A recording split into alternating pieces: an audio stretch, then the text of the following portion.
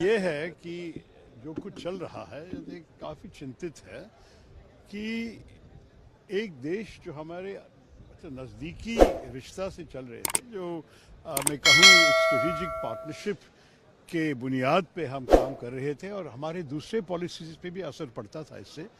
अगर उस देश उनके एटीट्यूड को बदल लिए तो भारत को बहुत सारी चीज़ें सोचना पड़ेगा।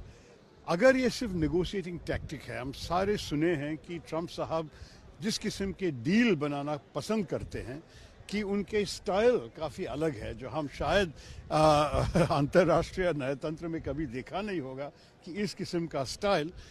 और शायद सिर्फ वो है, और शायद ये आने वाले 2-3 हफ्ते में जहां हमारे नेगोशिएशंस चल रहे हैं कि शायद कुछ दूसरे अंडरस्टैंडिंग, दूसरा समझौता पे पहुंच जा सकेंगे, मालूम नहीं है। लेकिन भारत को भी अपने हित है, we have our own self interest, इसके बुनियाद में ही हमारे नेगोशिएटर्स काम करेंगे। तो मेरे ख्याल में ये नेगोशिएशन कैसे चलेगा, हमें 2-3 हफ्ता इंतज़ार करना पड़ेगा। इसके साथ हमें नए मार्केट्स भी ढूंढना पड़ेगा। ये नहीं कि सिर्फ अमेरिका पे हम बिक रहे हैं, वो बहुत बड़ा मार्केट है, $90 बिलियन का मार्केट है, लेकिन दूसरे देशों भी है। अभी यूके के साथ हमने फ्री ट्रेड एग्रीमेंट करवा दिया, वहाँ हमारे सारे चीज़ें 99% भारतीय गुड्स पे टैरिफ है ही नहीं यूके में आज से। तो मैं आपसे कहूँगा कि ये काफ़ी महत्वपूर्ण अवसर है। फिर यूरोपियन यूनियन के साथ चर्चा चल रही है, दूसरे देशों के साथ भी बातचीत हो रही है। तो अब मेरे ख्याल में अफ्रीका, एशिया, कई नए मार्केट्स हमें ढूंढना पड़ेगा।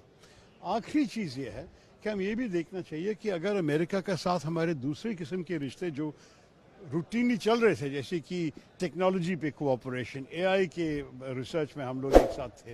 आपको ये भी पता है कि हमारे देशों के आपस में सिक्योरिटी विषय पे, इंटेलिजेंस, डिफेंस में भी बहुत अच्छे रिश्ता बन रहे थे।